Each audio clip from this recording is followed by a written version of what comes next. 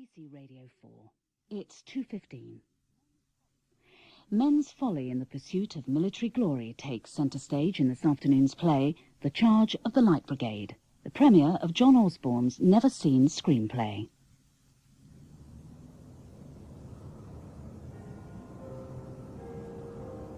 The Charge of the Light Brigade by John Osborne. Music and lyrics by John Tams. Producer Nicholas Newton. Directed by Bill Bryden.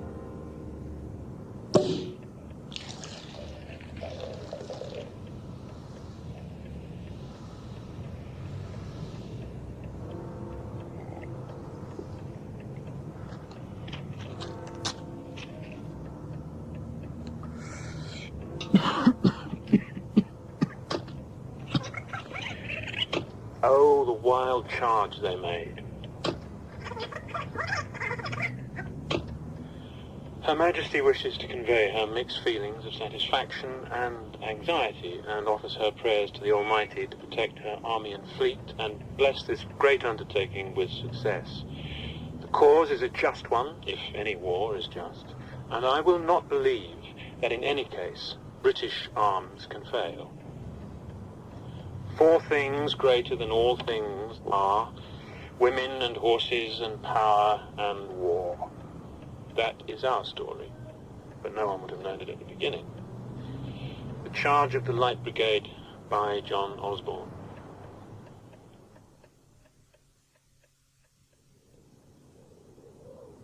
And it was a famous story, proclaimed both far and wide. So let your children's children re-echo its with pride. Oh, Cardigan the fearless, his name immortal made, when he crossed the Russian valley with his famous Light Brigade. So, thank you for your time, Mr. Osborne. One last thought. Yes? When you wrote Charge of the Light Brigade, which of the characters first attracted you? That's a silly question. Was it Lord Cardigan? No. His mad brother-in-law, Lord Lucan? Get away. Was it Captain Nolan? Nolan? Oh, he was some kind of impetuous Irish Italian, a genius on a horse. But he was the cause of everything. Captain Nolan was in love with utterly impossible situations. That's what he thrived on. Think what it was like at the time. 600 stalwart warriors, all of England's pride the best, did grasp the lance and sabre on Balaclava's crest, and with their trusted leader, Cardigan the brave, dashed through the Russian valley to glory or regret. Exterior day, 1853, parade ground. Lord Cardigan at the head of his hussars, the 11th. Lord Cardigan is in his 50s, a magnificent comic figure.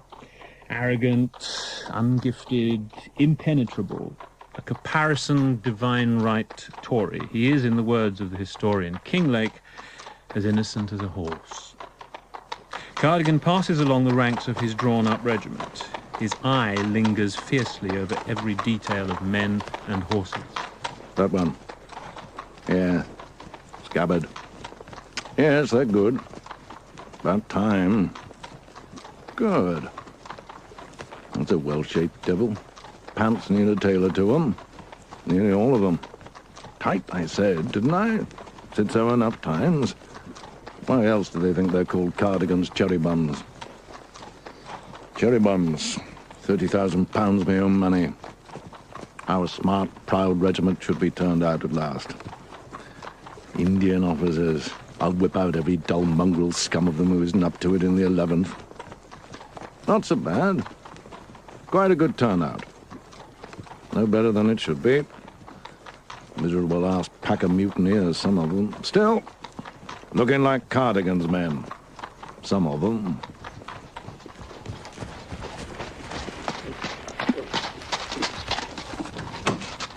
Nolan! Morris! Oh, my dear Captain Nolan, what a joy it is to see your face. I was about to look for you. I just heard you'd arrived. Tell me about Clarissa. Where did you meet her? What? Oh, Clarissa, you banished her from my thoughts. About being a soldier and all that, it's a rum business, isn't it? Clarissa? Yes, well, you'll meet her soon enough, if his lordship will allow. Lewis Edward Nolan is an impressive-looking man. About 35, he has the look of a romantic, but the intelligence of a self-divided and complex personality. The mould is heroic, but molten with secret fears and questionings. But there is also something about him, some hard wildness. Exterior day, barracks. Cardigan rides up through the early morning mist. Sir, who are you? Captain Nolan, my lord. Who? Nolan, my lord. Captain, who do you say? Captain Nolan, my lord, late of the 15th Hussars. Is he now an officer of this regiment? Why do I not know of it, Captain Lockwood? Lord Raglan confirmed the appointment in your absence, my lord. Did he? Nolan, are you the writer Johnny one hears about? Captain Nolan has written 2 cavalry manuals, which, as your lordship may know, are very highly regarded. What are they called? Cavalry, its history and tactics, and the training of cavalry remount horses. What do you call them? Cavalry, its history and tactics, and the training of cavalry remount horses. Never heard of them. Are they in the English language? Yes, my lord, and in German and French also. And what is your system? My System, sir, that you have for training cavalry horses. Your system. May we all know of it? It is Is? difficult to reduce to a word, my lord. Is it? However, I should say kindliness. Indian officer, are you? I was at Cawnpore with the 15th, my lord. So I thought.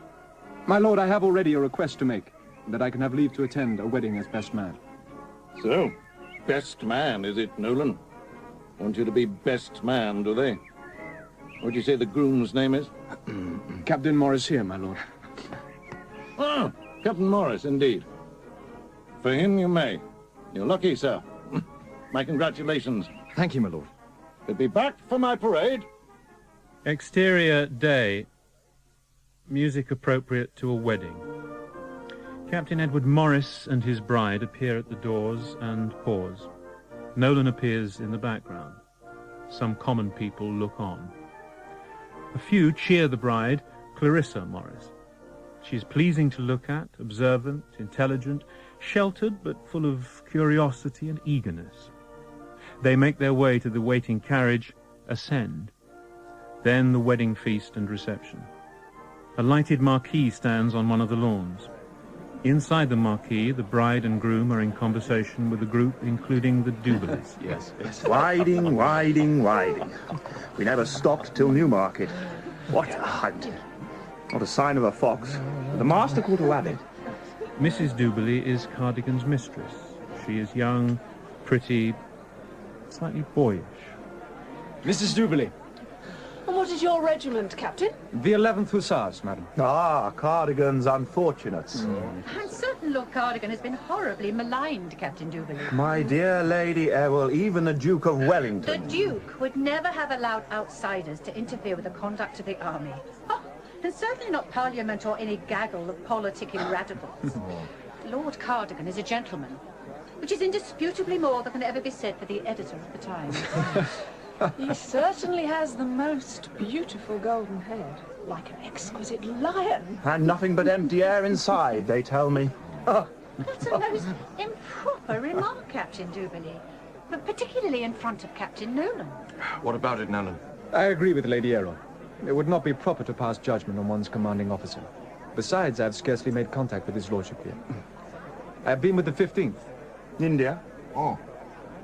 Nolan had a commission in the Austrian army, ag captain without purchase in the 13th, and they made him riding master, breaking the nags in according to his own methods. And he's been to France and Germany and... oh, Russia, to study the subject. Haven't you, Nolan? Henry says the men of the 8th are absolutely splendid fellows. If it should come to war with Russia, or anyone, it would be a privilege to fight with them. Tremendous. Tally-ho! That's surely evident. My Lord Errol says we should lick an army 3 or 4 times our size. What's your opinion, Nolan? The infantry army is probably the best in Europe. As for the cavalry, which is my own interest, I would say we have the finest horsemen in the world. Everything turns on the quality of our officers. Oh, surely you don't, Captain Nolan. Everything depends on knowing what is important and what is not. A cavalry officer must depend on the strike in his eye, and when he chooses to use it. How highly do you value comradeship, Captain Nolan? Very highly, Mrs. Morris. First time, eh, my dear? Proper comradeship should run from top to bottom. But proper comrades are as rare as truly loving wives, Mrs. Morris. Captain Nolan is clearly a cynic, Clarissa. Really, Captain, on such a day. Nolan a cynic, my dear Fanny. You are positively mistaken. A dreamer, you may say, but a cynic, not on your life. Clarissa scarcely knows him at all. Come, my dear friend, you must dance with the bride and make each other's acquaintance. Edward talks of you constantly. I shall tell him to stop. Edward says you are the finest horseman in England. Does he? He says probably in all Europe. No. Edward is extravagant. I think not. Are you? They say Lucan calls his brother-in-law Lord Cardigan the feather-bed soldier, and Cardigan calls him the Dwilbuck soldier. But what's wrong with Dwilbucks, I say? Hey? Or, indeed, with feather beds. You seem distracted, Captain. Please forgive me. It is quite a wrong impression. I'm sad we have not met before. I am too. Edward is a fortunate man indeed. Your heart must be full today. It is. But But what? you must know what is passing through my mind. I believe so. Tell me it is the same for you. I'm ashamed. He is my closest friend. Think then what I must feel. It is an impossible situation. It may seem impossible, but that is what is happening. You sound almost as if you relish that. Perhaps I do. Advance!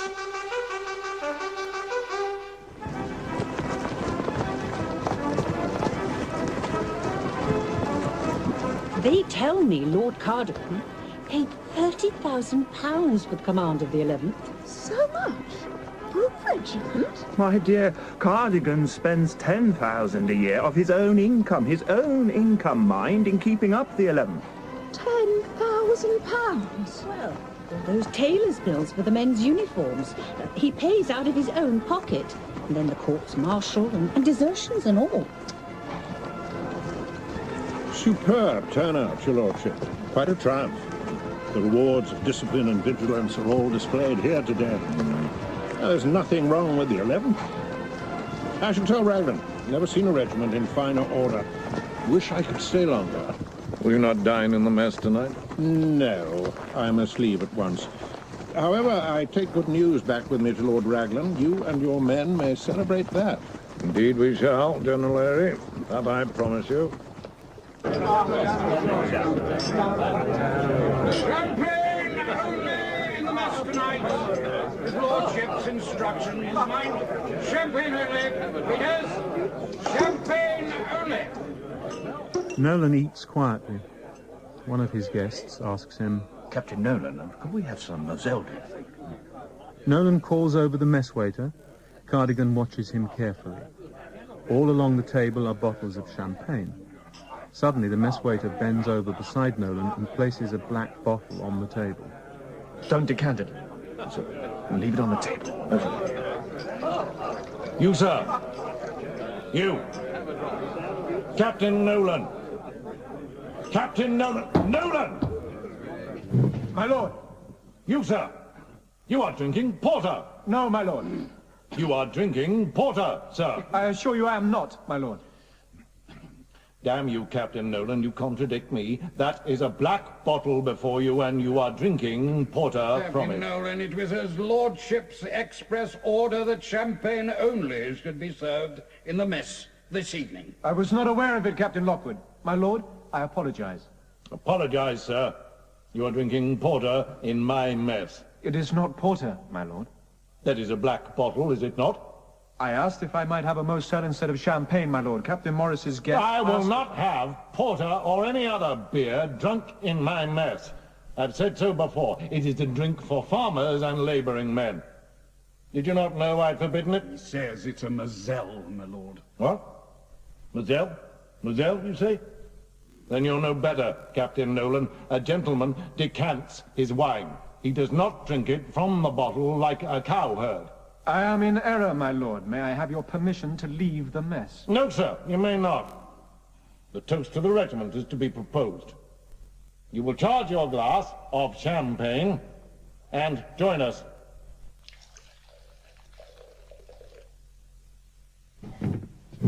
My lord, gentlemen, the 11th.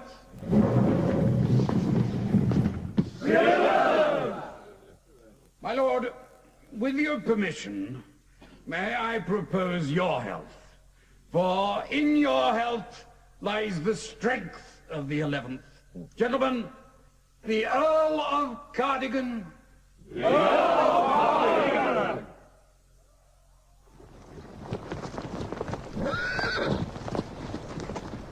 Captain Nolan, as president of the mess committee, I've been asked by Lord Cardigan to remind you of your disorderly behavior in having a black bottle placed upon the table, as you did last night. I have apologized to his lordship. He says further that you are to remember in future that the mess is to be conducted like a gentleman's table, and not like a common alehouse.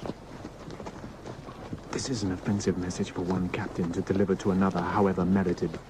You had done better not to have delivered it, particularly before an audience of your brother officers.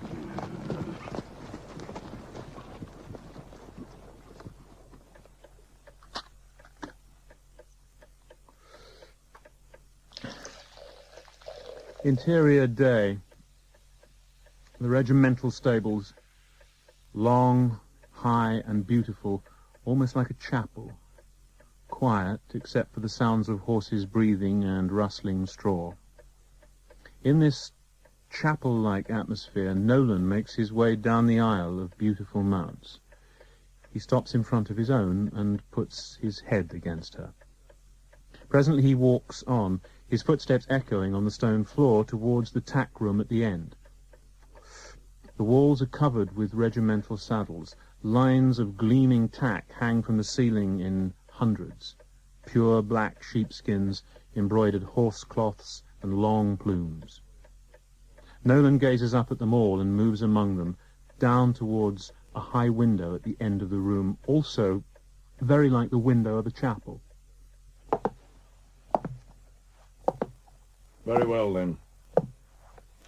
What have you to say, Captain Nolan? Well? I beg leave, my lord, to apply for court-martial. Court-martial? Out of the question. My lord, I must insist you allow me to present my case Insist, publicly. do you? You impertinent, dismal, insubordinate Indian There devil. is no dishonour in service in the field. The Chilean War. Damn Chilean War. You dog. You upstart dog officer. Get out! The Horse Guards office of Lord Raglan. Huge objects and props dominate the room, overwhelm Raglan. There is a large bust of the Duke of Wellington. Lord Raglan is a kindly, extremely handsome man in his 60s. There is a gentleness, reserve, and tact in his face, more the qualities of a cleric or a diplomat than a professional soldier, which, however, he has been all his life. He has lost an arm in battle for his queen and beloved Duke. He has served the Duke of Wellington for 30 years, and his will to decide or make any decision is paralyzed by his devotion to him. Airy is with him. My lord, have you seen the Times this morning? That damn sheet has no love lost for the army, but even less for his lordship. Lord Cardigan is a rather autocratic gentleman, but it's clear that he cannot be subjected to all this vulgar, unwarranted abuse from all sides. It is unfitting for him, and for us. Well, is that not all? No, my lord. There are matters concerning Lord Cardigan. There are also 3 letters written to you personally, my lord, complaining of Lord Cardigan's language on the drill ground.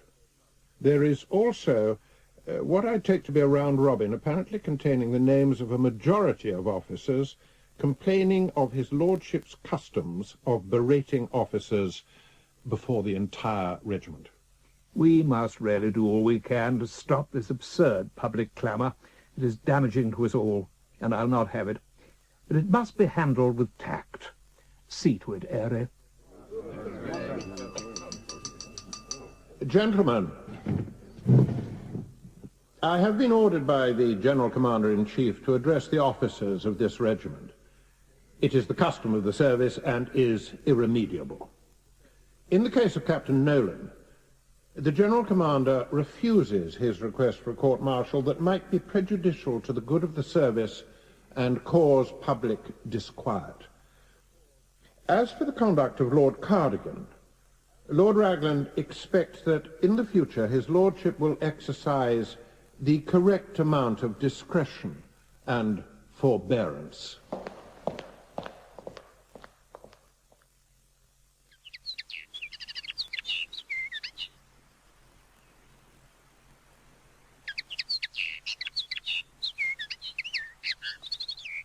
Listen. A linnet.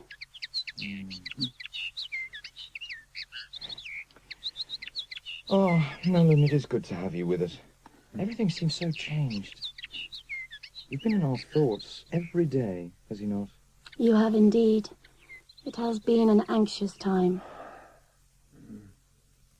You are good friends.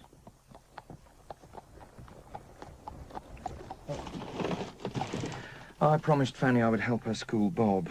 Not that she needs my instruction. Captain Nolan is the horseman. Perhaps he should... No, Clarissa, he's tired. I'll go. You can talk together. Will not be long.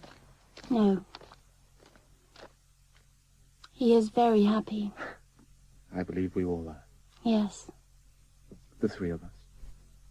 Edward does everything because of you. I am very flattered. He loves you dearly. He adores you. He worships you. He thinks of you constantly. He quotes you. And yet he is still Edward. When we last spoke, I expressed too much. It would be an offense between us if I were to deny it. Do not think I say such a thing to you lightly, or easily. It is not easy to hear, Clarissa. Please, pay no attention. Oh, no, but do not go. It would hurt Edward terribly. You know that I long for the joy of being with you. Why has this happened between us? There is no logic here. You might say two men who love each other are sure to love the same woman. Oh, but nonsense. We cannot escape what we are tied to. Interior stables, firing drill, men and horses. Sergeant O'Hara. Look out, you! That man! With that there! Pull her out! She can't stand far. She'll rear straight up and then fall back and crush you before you can slip from the saddle. She's killed 3 men like that. It all takes too long. You should be able to train these horses up to a minimum standard in 14 days. 14? And those useless steel scabbards. Every sword in the regiment is like a butter knife because of it. In India we had wooden ones and swords you could shave a gooseberry with. The whole training system's too timid. All made up of ifs and buts, words which ought to be unknown to a cavalry officer. Oh! Nolan takes on a frightened horse. Eventually, as the horse is gradually subdued, we realize that Nolan has been whispering to it. A complete calm. Oh, she's a devil, that one, sir. Can you tell me what you did, sir? Xenophon's words should be painted upon every stable. Pardon? Horses are taught not by harshness, but by gentleness. For classical officers, the inscription should, of course, be in Greek. Oh, I say. Hard on some of us.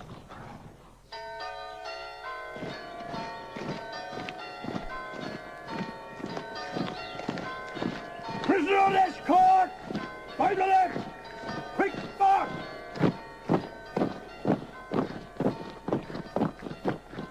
Last time I had floggings on a Sunday was with the 17th. Times wrote an impertinent article. Tried to lobby Wellington to relieve me of my command. Not successfully, my lord. Certainly not, Captain Lockwood. The Duke could always be relied upon to protect officers against penny newspapers and politicians and any other rabble.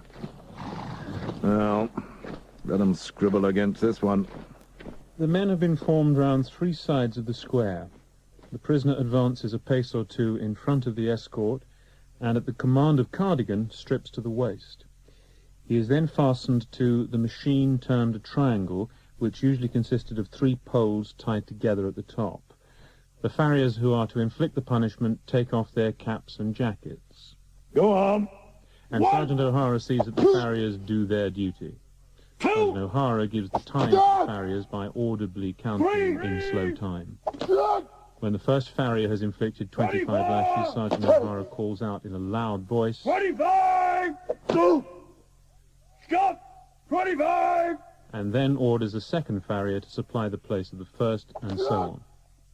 Lockwood records the number of lashes. Sergeant O'Hara stands behind the farrier with a cane to see that he does not lay on lightly or unfairly. The prisoner is released from the triangle, his shirt is thrown over him, and he is marched to the hospital. My Lord Raglan, there are other matters. The question of the Sunday flogging. The outcry now is very great, my lord. Oh, Airy? Yes. What can I do? Besides, I have other more important concerns. The Tsar is playing a very dangerous game, Airy. Sergeant O'Hara. My lord? You are a sergeant in Captain Nolan's troop. Sir? While he's been on leave, I have discovered that he is not only inciting the regiment against me, he is attempting to slander me constantly.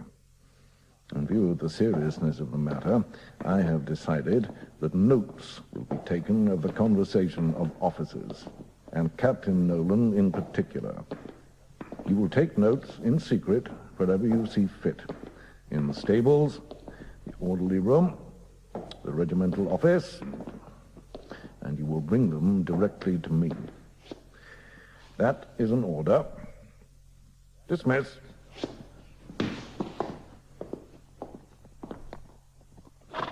I'm not wearing that. It's like a flunky troop in the gun effect. What are they? New stable jackets. It's a costume, son. It's not a uniform. It doesn't fit anywhere. Hey, mine fits, look. Get it to fit. I'll get it to fit. Oh, quite a thing. It is quite small. Oh, what do we look like, eh? Does someone get one of them, eh? Come on, my lads. His lordship wants you all to look more beautiful. And beautiful you'll be, or I'll have your burfies.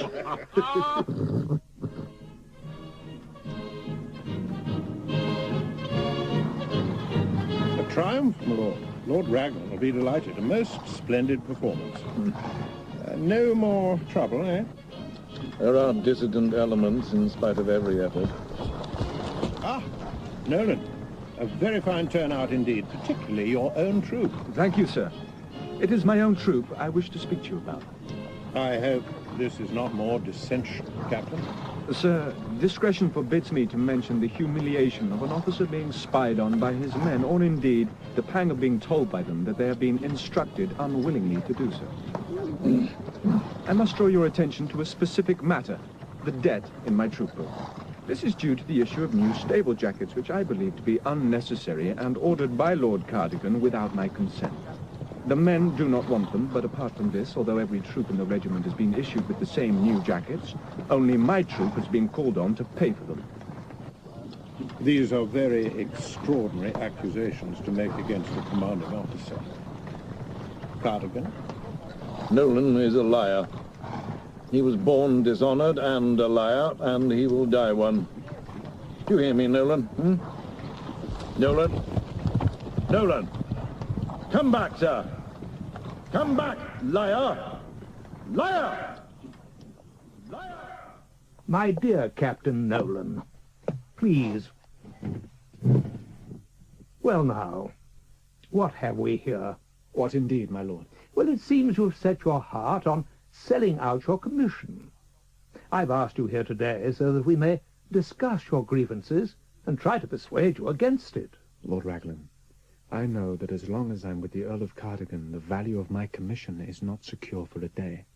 Nolan, withdraw this resignation. You know you may have what terms you like. I wish only to be free of Lord Cardigan. Well? And another appointment beyond the range of Lord Cardigan. I see no problem in all this. You will be appointed to General Eyre's staff immediately. War with Russia is quite certainly no more than a matter of weeks away. There'll soon be no time for speculations, or indeed for passing introspections, Captain Nolan? You'll find yourself in the thick of things. What is happening, my lord? Lord Aberdeen has received a report from Jerusalem.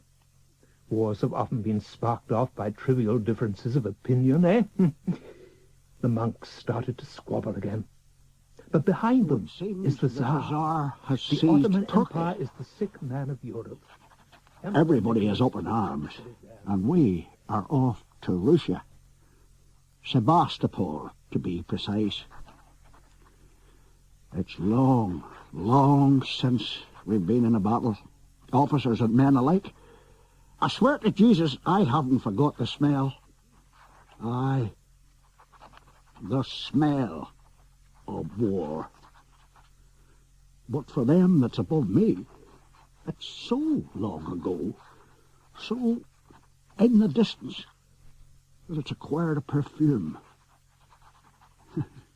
You should listen to them banging on about glory. Glory. And, gentlemen, you not only have the proud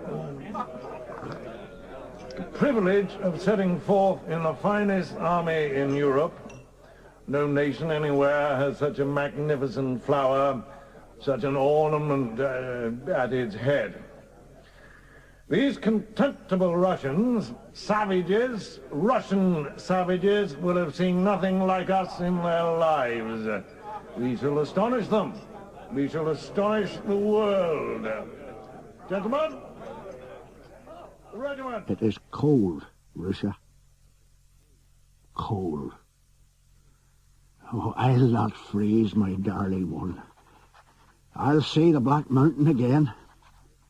But bitter cold it is, so they say. And it was a famous story, proclaimed both far and wide. So let your children's children re-echo its winged pride. Oh, Cardigan the fearless, his name immortal made, when he crossed the Russian valley with his famous Light Brigade.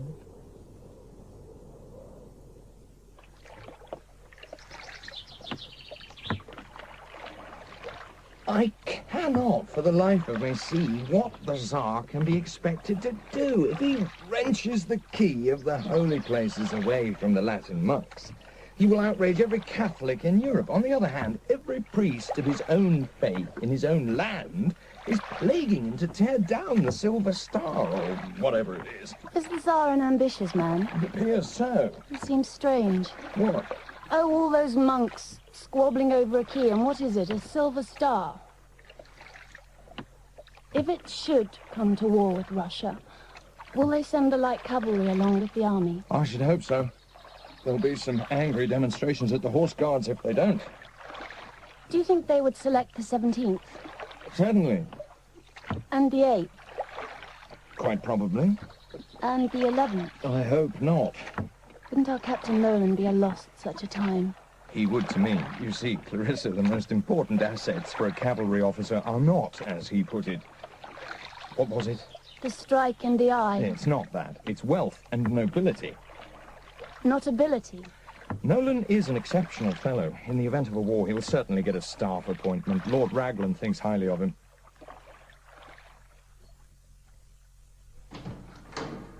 The Lord Lucan. Lord Lucan is a strong, active man with the remains of hardy, romantic good looks. Lord Lucan. Raglan. he is a fool, but not such a fool as his brother-in-law, Lord Cardigan. A fool, but a thoughtful, introspective fool, for all his brutality and ruthlessness. You are here sooner than I expected. Forgive me for summoning you in such haste. Surprised you didn't send for me before. Everyone could see what was going to happen. Yeah, well? Then I will come directly to the point. Tomorrow afternoon, it will be announced in Parliament that the negotiations with Russia have been broken off. None too soon? Yeah, possibly, you may be right. The Duke of Newcastle and Lord Aberdeen's cabinet are framing a declaration of war at this moment. Damn Parliament and Aberdeen and his damn silly bits of paper. What are you doing about the army? The grand military and political objects of the war... The Tsar's head. These objectives cannot be attained as long as Sebastopol, here you see, and the Russian fleets are still in existence.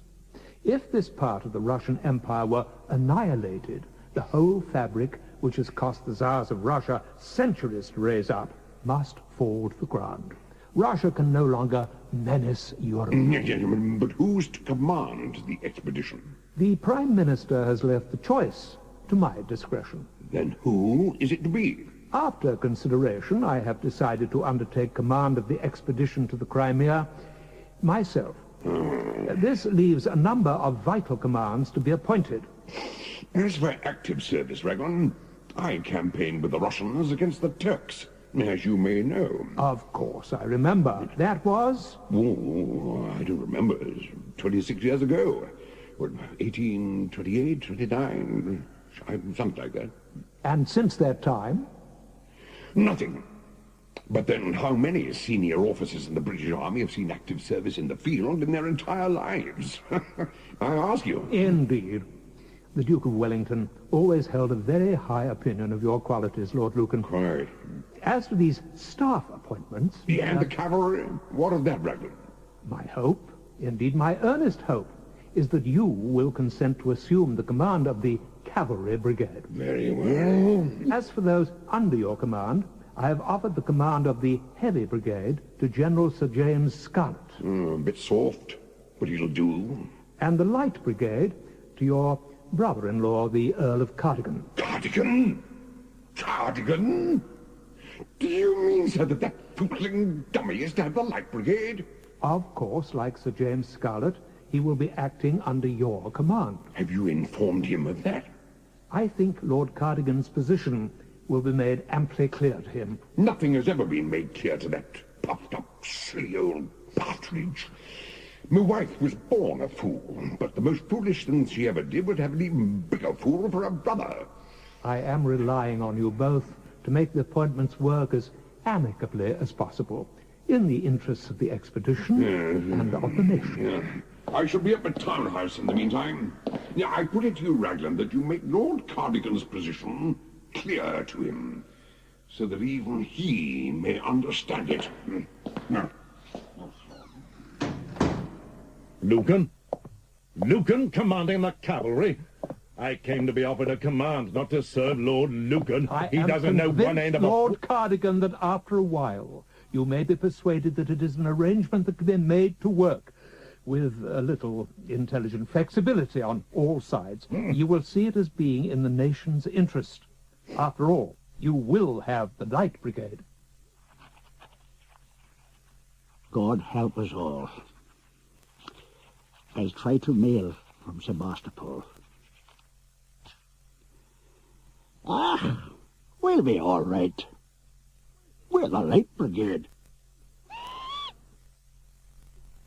What bird is that? A plover. Isn't it? A plover it is. There. I knew. I feel I should propose a toast or something of the kind. I'm not sure what. Not the Crimea. No, not. Well then, what about Nolan? No. No. The three of us. The three of us. The three of us. Interior night. Nolan reads a manual. Clarissa sews. Morris smokes a cigar in the doorway leading into the garden. Presently he moves out and disappears. Clarissa and Nolan alone. Edward?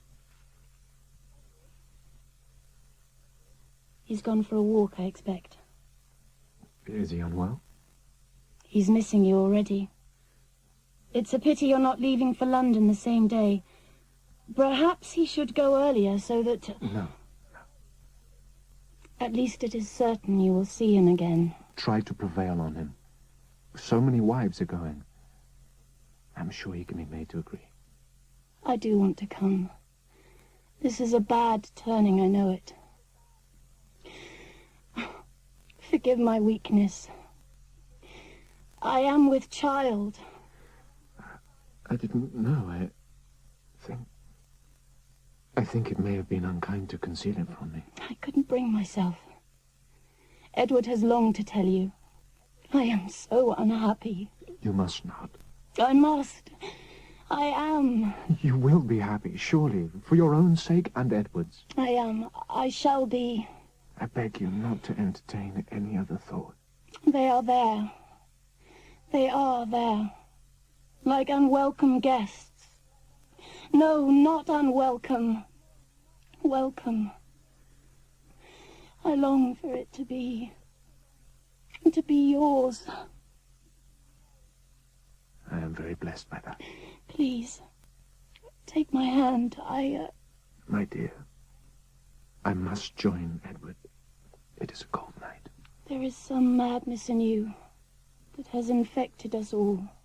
We shall never, any of us, be the same. Well, not Edward or I, certainly.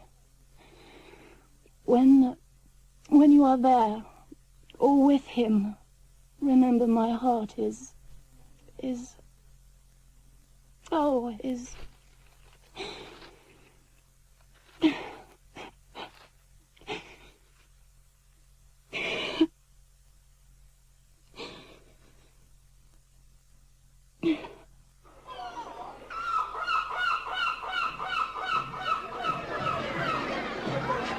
Captain, will you tell me, where is Lord Cardigan? My lord, I have an instruction from his lordship to inform you that he has left for Paris yesterday. What? And has sent his yacht, the Dryad, ahead to join him. Paris? Why is he not here with the brigade? Who is to command the Light Brigade? Lord Cardigan asked me to inform you that he intends to report to Scutari and assume command of the brigade forthwith. Yes, the cavalry will not leave these shores before dawn tomorrow, and I'll not be there for a week yet. Let him dare go on ahead. I'll have his... What an adventure it all is!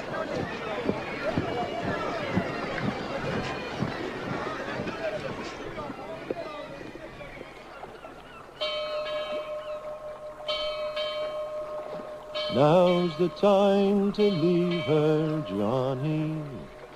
One more day. Did you swear you'd not deceive her, Johnny? One more day. Oh, we're outward bound tomorrow, Johnny. One more day. Will you leave her without sorrow, Johnny? One more day, only one more day, me Johnny. One more day, oh come and rock and roll me over. One more day.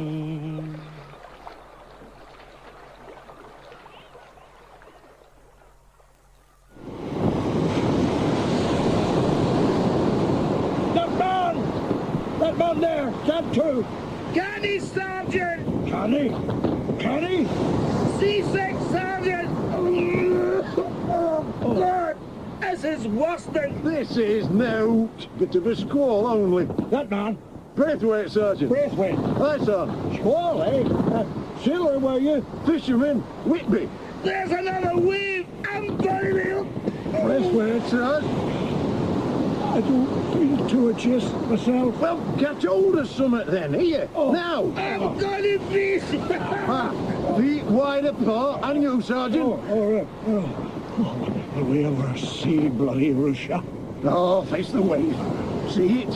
See it rise. Feet firm, right firm, mind, and down we go here. Again. go be off and go to the now, eh? Will it? God. Fantastic! You see? Aye. Here's another! Use your sea legs, Sergeant. Over the side there, nearly. Oh, no, as I told you. Oh, no. Honest, I was nearly over. Oh, Jesus, nearly slipped. Don't fall in me, lads. I can't swim. Fishermen reckon we all got to death.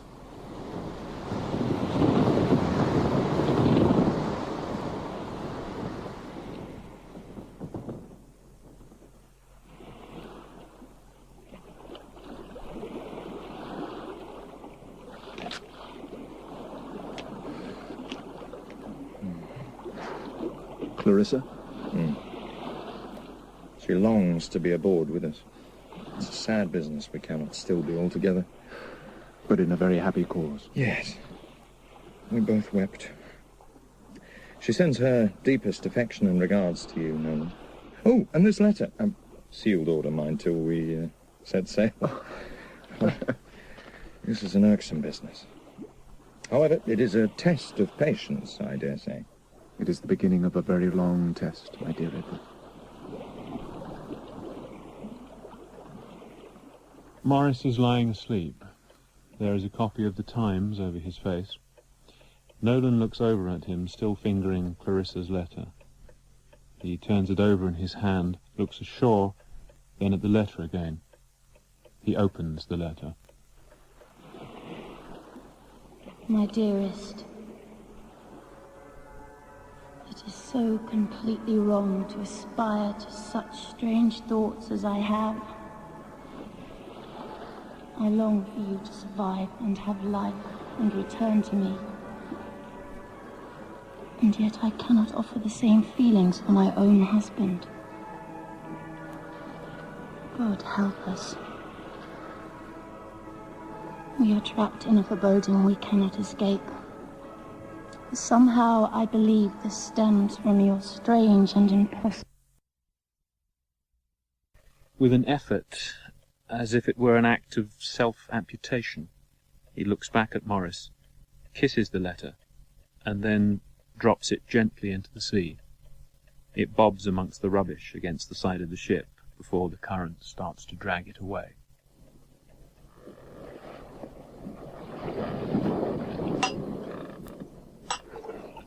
Is there any good reason why I should not take the Light Brigade on to Varna?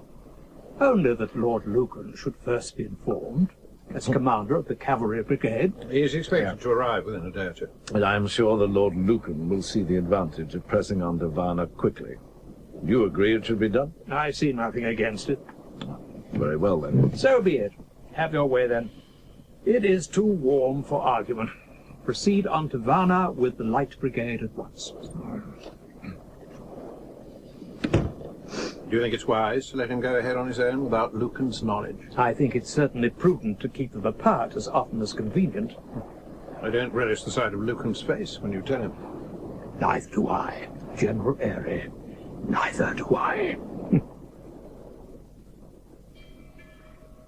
Gone? Gone where, in God's name? Varna, my lord. Varna, Charteris. Gone to Varna?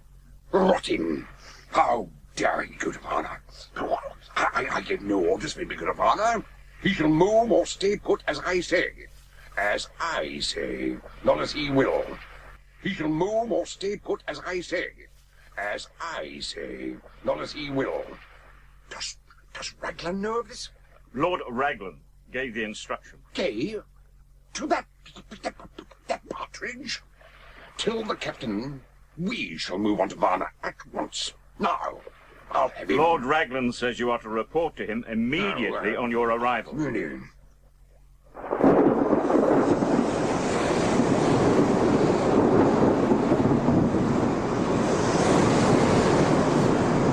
Below decks, Nolan collapses painfully down a gangway, trying to find the place where the horses are quartered. He falls to his knees and struggles up. The wild storm continues as hanging lamps lurch crazily to reveal to Nolan a scene of complete confusion. As the ship rolls from one side to another, row upon row of horses are pitched forward and back to the accompaniment of screaming and stamping on the woodwork of their boxes and the yells of the men who are trying to control them. The rows of frantic horses struggle to their feet or flounder and kick at the desperate men who are trying to help. Picking his way through the confusion, Nolan finds his own horse. The animal rears and struggles, even though she appears to recognize it is he. Nolan grapples with her. As the storm abates, the scene of exhausted men and injured horses. Nolan is in his horse's stall. He lies back beside it, exhausted, and barely able to comfort it. Out on the deck, the horse is pitched overboard. It hurtles downwards into the sea, its quarters stretched in the air. Nolan looks out to sea. The sounds of horses gone mad and being shot behind him. Yet another splash, then dozens of dead horses bobbing in the sea.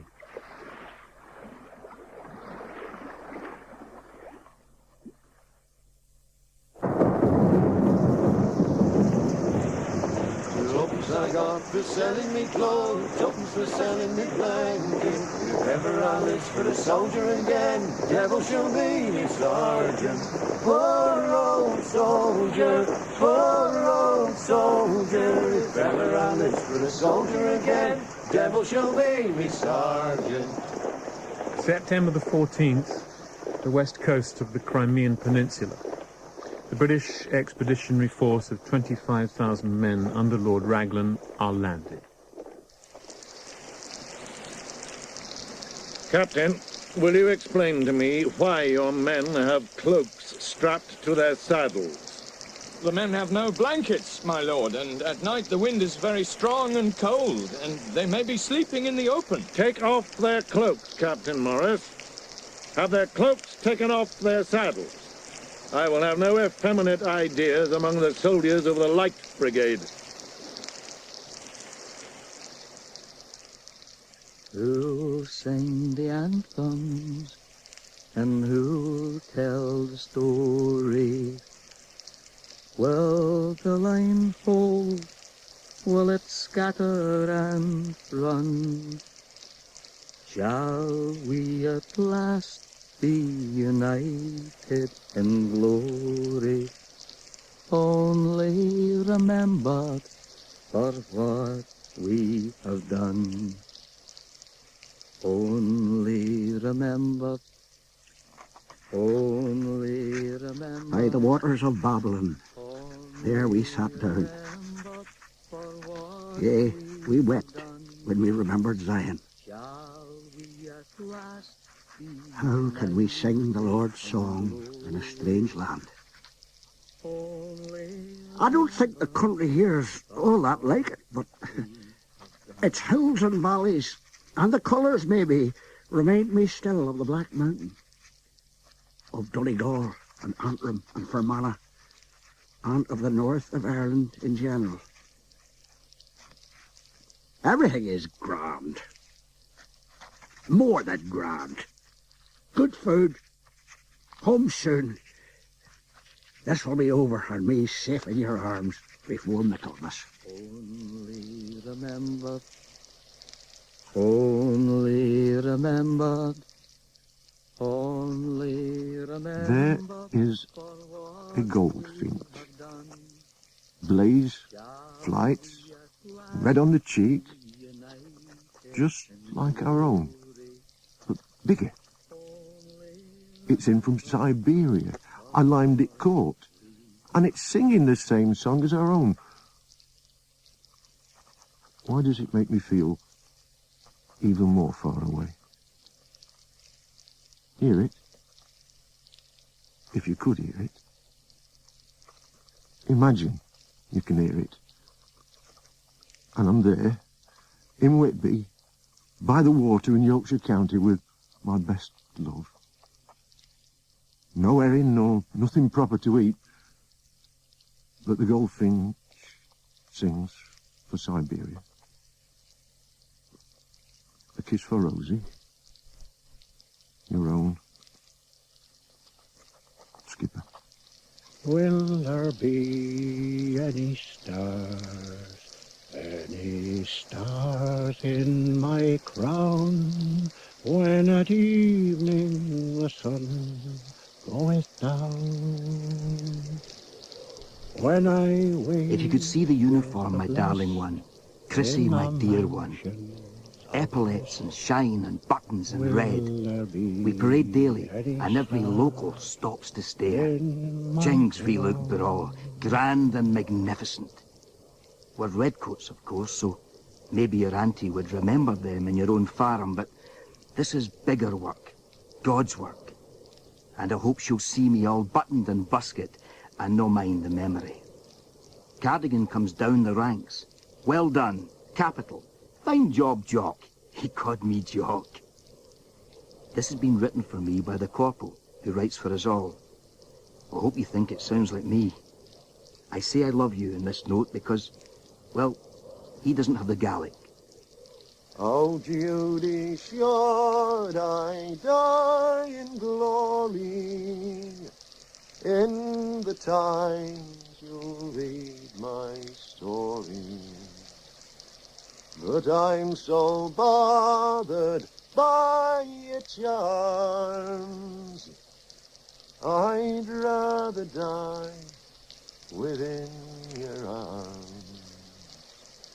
Lord, farewell.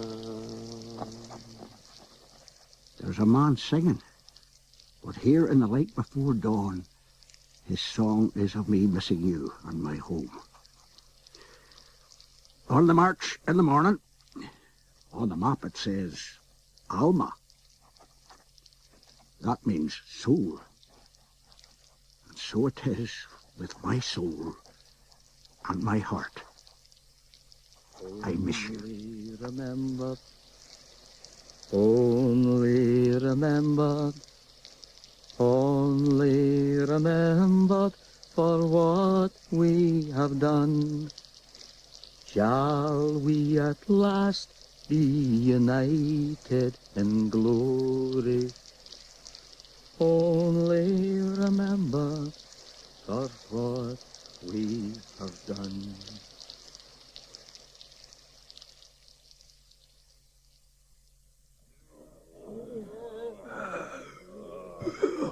Parched.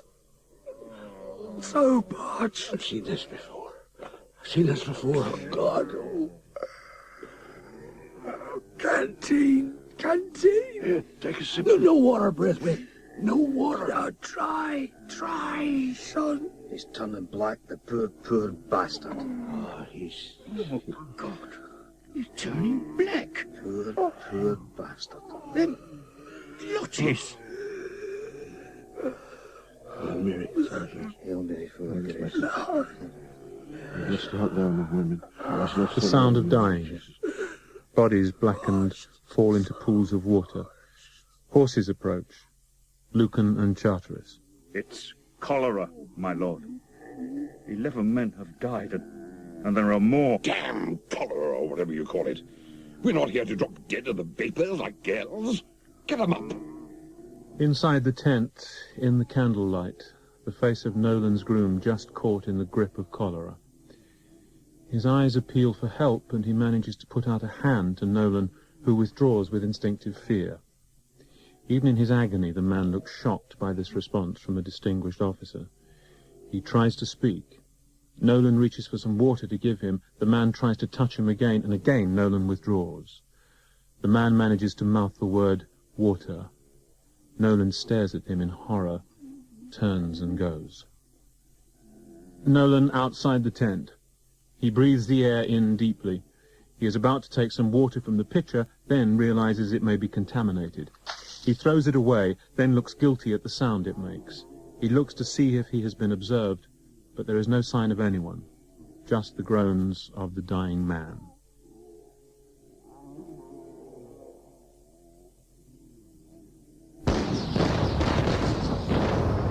On September last, the 18th day, we landed safe at Big Crimean, in spite of all the splashing spray, to cheer our hearts for Alma, That night we lay on cold, cold ground, no tent, no shelter to be found, and with the rain was almost drowned upon the heights of Alma.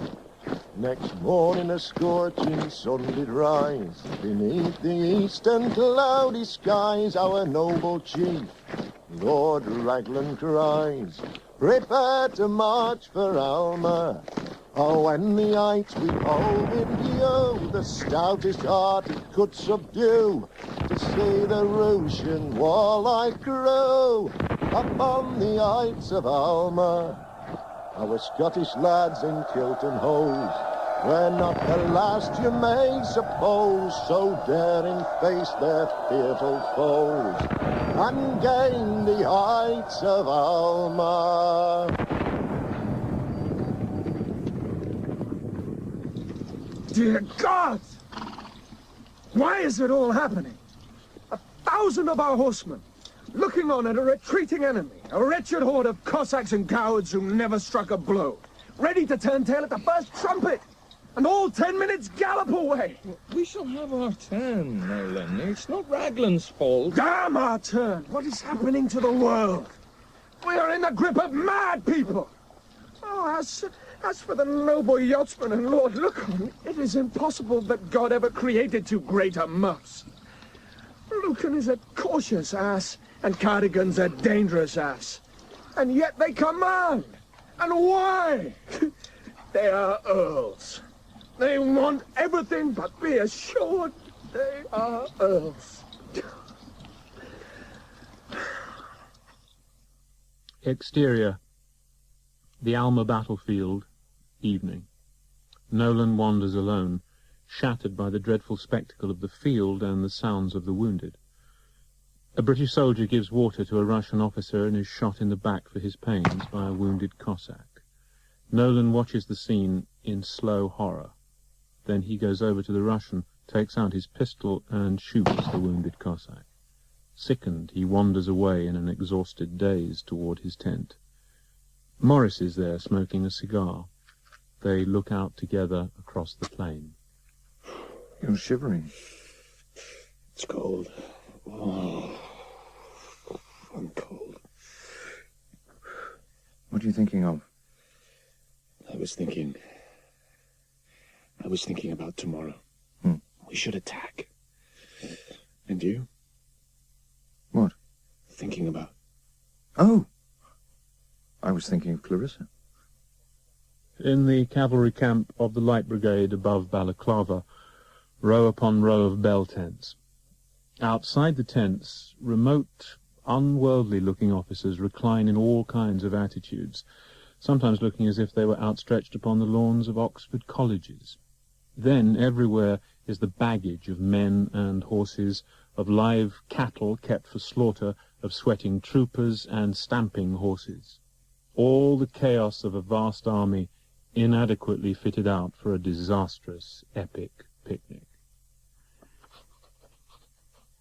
They sit up there on the hillock and watch it. The battle, I mean. Oh, telescopes they have. And opera glasses. Like it was the theatre and we were the actors. It's a drama, all right. For them that's on that hillock. Not many limbs are lost at Drury Lane. Ah, what the heck. It's a good billet, and the victuals are good. And I always think it's myself they're looking at. The British camp is awake and about its business.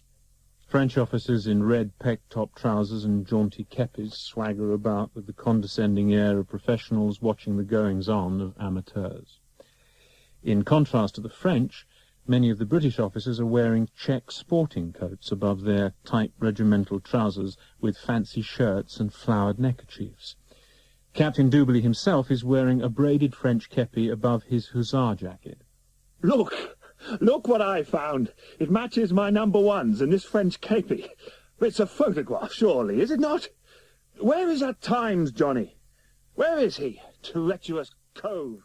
Other officers are wearing an extraordinary assortment of gear, gold-braided forage caps, felt wide-awakes of all colours over otherwise impeccable regimental rig. Here and there, even a Turkish fez from the bazaars, or, most surprising of all to the French, various kinds of sun helmets with flowing white or coloured veils. Tartaries? Who's that naked fella? Over there. Lord de Ross, General. Do you not think he'll get sunstroke like that? Lord de Ross. I have made my wishes to Lord Cardigan clear on this matter. He chooses to ignore them. I will have my officers properly dressed. I'll take an order. Lord Lucan observes that some officers, and in particular those under Lord Cardigan's command, are not wearing their gold sword knots as prescribed by regulations. Gold sword knots, yes, as prescribed by regulations. Lord Lucan will see to it personally that failure to conform with this order will bear heavy penalties. Heavy penalties. Now have these orders dispatched at once. British officers abroad on active service will not be allowed to make themselves ridiculous. They will dress as they do in their own country.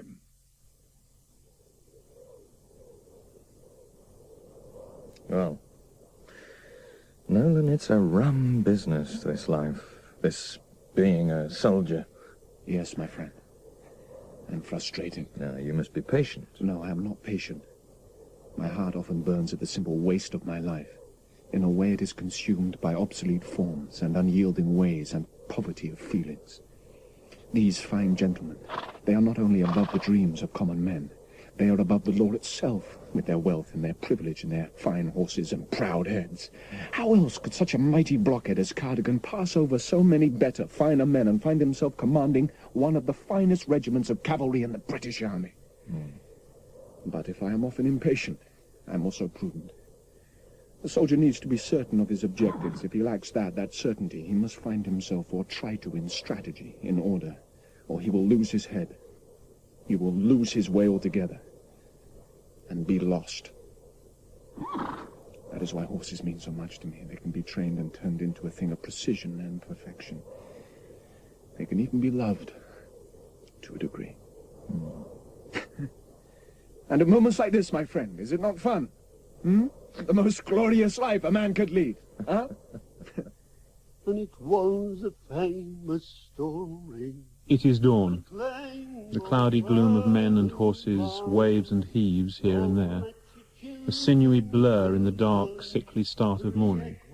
The ear strains to hear a strange, muffled, musical, haunting sound. The brigade of cavalry rising quietly and preparing for the day. Make out the breath of men and horses, then their forms.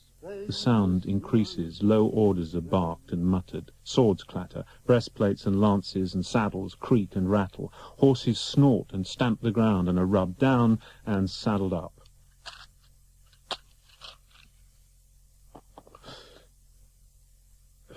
Everyone is turning out.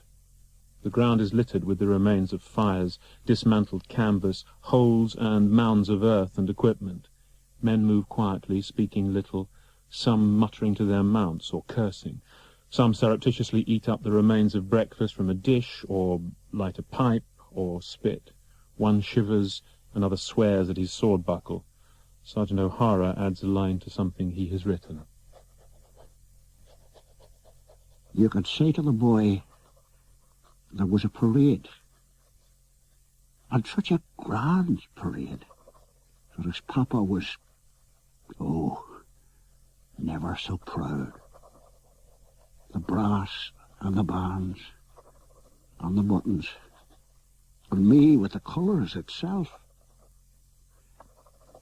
Oh, let him be a soldier too, and maybe he'll live to be in the green and carry the colour of Ireland.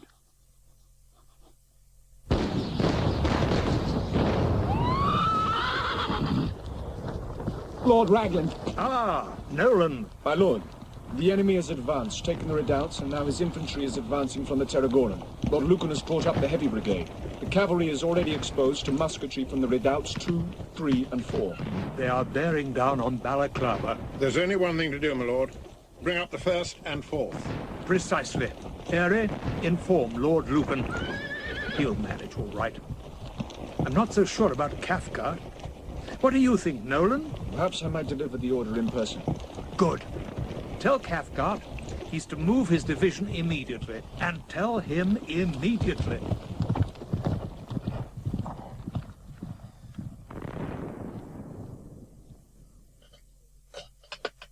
Ah, Nolan. Sir. Just in time for breakfast. Lord Raglan requests you, Sir George, to move your division immediately to the assistance of the Turks. Move? Move? It's quite impossible for the 4th Division to move. My orders are very positive, Sir George. I can't help that, sir. And the Russians are advancing upon Balaclava. It is impossible for my division to move, sir. The greater portion of the men have only just come from the trenches. The best thing you can do is to sit down and take some breakfast with me. Here. The new officer was having the vapours. So the sergeant said, and up he spoke, that we should all write home as we were never coming back.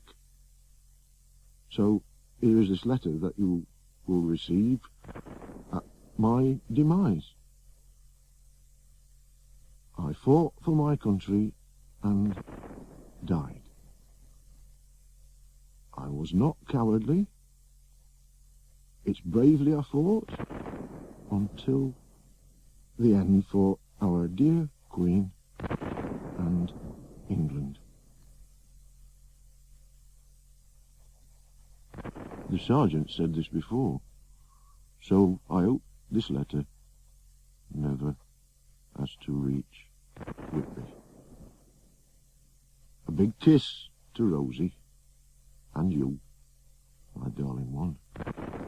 If it's God's will that the battle takes your loving husband. When the piper plays, whoever they are the enemy, be Turk, be Russian, be French, fairly buckle. It's as if it's a sound from the valley of the shadow. Up close in the whites of their eyes, you see the defeat in them when the piper plays.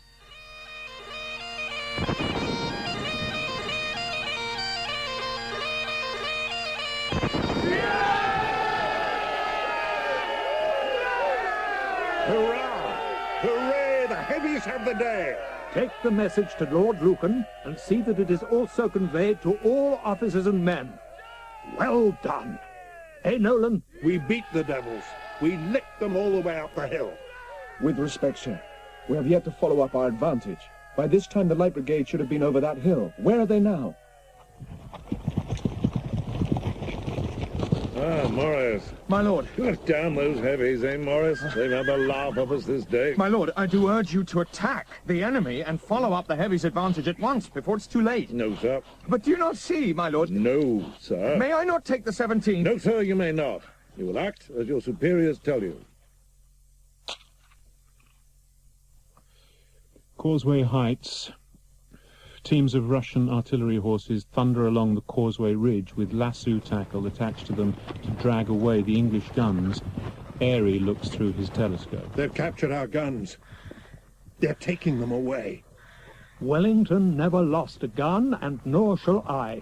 Take this instruction to Lord Lucan. The cavalry is to advance at once.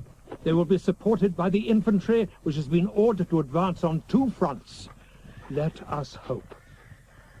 Supported by the infantry? Where are they? We shall wait. The Light Brigade wait. The Heavy Brigade wait. The Russians continue withdrawing the guns up the valley. Do you see that Russian army, my lord? For 50 minutes, Lord Lucan has stood by and watched them, and all the time they're ready to be completely rolled up by an attack of cavalry. The mere sight of our brigade moving would be enough. General Airy. My lord. This is the 4th order I have dispatched to advance his cavalry at once. Kindly take this down in your clearest handwriting, so that it may not be misunderstood or ignored a 4th time. Lord Raglan wishes the cavalry to advance rapidly to the front. Follow the enemy. Captain Nolan, will you read the order I've just dictated to General Airy in his own handwriting? Lord Raglan wishes the cavalry to advance rapidly to the front, follow the enemy, and try to prevent the enemy carrying away the guns. The troop horse artillery may accompany. French cavalry is on your left. Immediate, signed, Airey. Very good, Captain. See that it is delivered and executed. Nolan puts the order into his sabretache. Everyone watches him with some awe as he dashes off recklessly and fervently, and as only such a superb horseman might dare. He drives his horse down the treacherous Sapoon Ridge with miraculous skill, on down into the North Valley to Lucan's position in advance of the Light Brigade. Lucan is with Cardigan. Sir. Who are you? Oh, I was sure you'd met our Indian captain. This is Captain Nolan, my lord. Nolan? Yes. Will you execute Lord Raglan's order, my lord? I am waiting. Captain Nolan, if you look before you, you will see neither enemy nor guns. The usefulness of such an order as this eludes me. The position, my lord, I assure you, is clearer from above the valley where Lord Raglan stands. Is it? Lord Raglan's orders are that the cavalry should attack immediately. Attack? Attack, sir? Attack what? What guns, sir? Nolan, Mr. Nolan, where? Now tell me, where and what to do? There, my lord, is your enemy. There are your guns. Cardigan, I suggest you advance steadily and keep your men well in control. If the brigade is handled with care, there should be no useless or unnecessary loss. My lord, allow me to point out to you that the Russians have the battery in the valley to our front, and batteries and riflemen on each flank. You're quite right, sir. What choice do we have? Very well. Bright Nolan broke the order. Dear gun, can it be true? Said Cardigan the fearless, and my brigade so few. To take those awful cannon from yonder teeming mass, 'tis madness there. Where shall we judge what guns spring from the past? Here goes the best of the brood and elves. The Light Brigade will advance.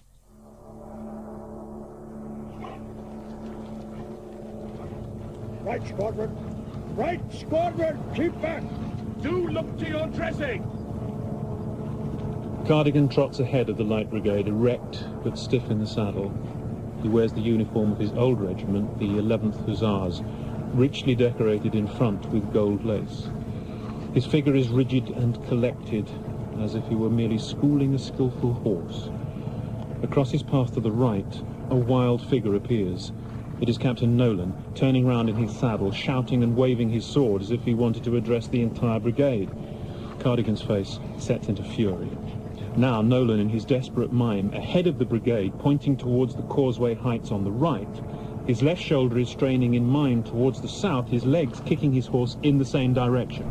Cardigan's face twitches with rage at the spectacle of a junior officer daring to move in front of the advancing brigade in this way.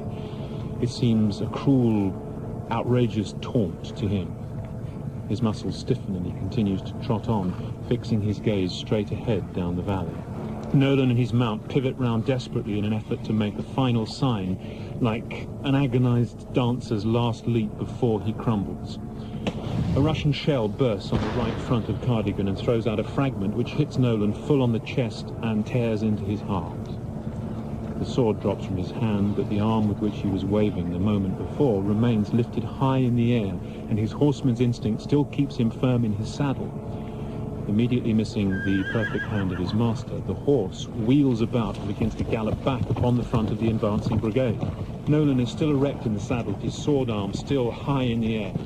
From this strange object there bursts forth a cry so weird and appalling that every man on the field, with the exception of Cardigan, is chilled by it.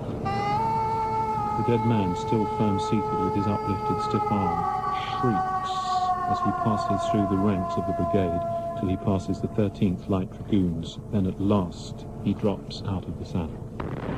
The continuing advance of the brigade. The artillery and rifle fire has not reached the terrifying power it will do very soon. Here and there are horses killed or disabled, or an officer or trooper is lost. Close into your The ranks close up with the grace and ease which at first seemed so perfect. There can surely be no cause for desperate alarm. As soon as a man or charger has been ridden clear, the line closes up and rides on meticulously, scarcely a nose or a moustache out of line. The pace of this process increases, but the skill with which it is carried out keeps up with it until the whole thing has the appearance of some grim, extraordinary mechanism. The skill and order and discipline become more breathtaking as the toll becomes more terrible. Now remember what I have told you. Remember it and keep together. Morris digs in his spurs and leads on to the unwavering Russian ranks. They scarcely move. He drives his horse full at a tall Russian who seems to be a squadron leader. At the instant of contact, his sword transfixes the trunk of the Russian, passing through it with such force that its hilt presses against the man's body. Morris cannot free himself from the wrist knot which joins him to it. As he struggles helplessly, he receives a saber cut on the left and another deep, clean cut which passes down through the acorn of his forage cap, penetrating the skull. He falls to the ground, and as he does so, the impetus releases his own sword from the dead Russian beside him. He lies in a daze, half conscious.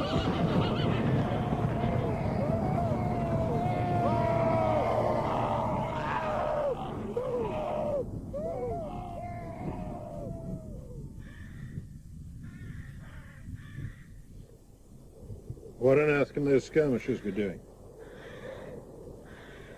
Good God! It's the Light Brigade! The remains of the brigade pass up the valley, some walking feebly, some limping, and some crawling.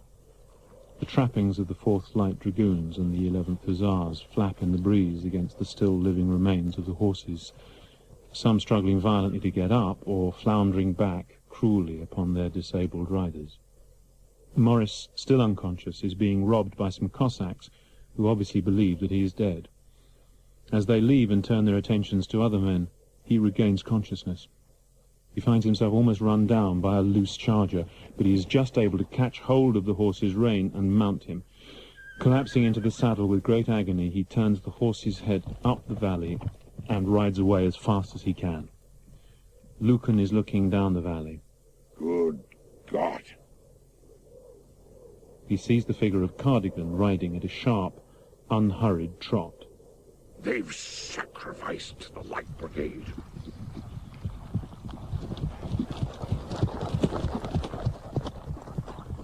Well, sir? Well, sir? Well, sir, what? I am waiting to hear. And so am I, sir. I have been the witness of such gross criminal folly. To what folly do you refer, sir? That damn Nolan, that's what folly, sir. Riding before a general in brigade like a madman, damn him. And then to shriek like a woman, like some half-wit of a girl. Cardigan, you've just ridden over Captain Nolan's body. 4 troopers of the 11th Hussars and Sergeant O'Hara pick up the body of Captain Nolan and bear it, stumbling, across the field. They come to a place and set to digging with their spades. Morris kneels beside the body. He takes off his sword and watch and places them beside Nolan. Men, it was a mad plain trick, but it's no fault of mine. We're ready, my lord. Go again, sir. No, no, Sergeant. You've done enough today.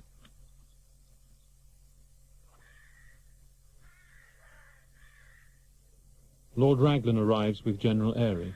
Raglan waves the stump of his arm angrily. What did you mean, sir? Mean, my lord? Regarding what? What did you mean, sir, by attacking a battery in front, contrary to all the usages of warfare and the customs of the service? My lord, I hope you will not blame me, for I received the order to attack from my superior officer in front of the troops. Lucan! Lord Lucan! Lord Lucan, you have lost the Light Brigade. Lost the Light Brigade?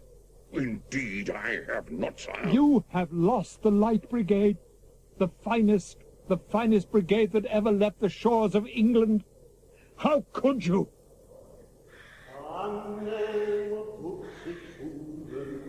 Against those 4,000 foe, ending with furious cannon and crushed by savage blows, yet fought they there like heroes for the noble England's fame.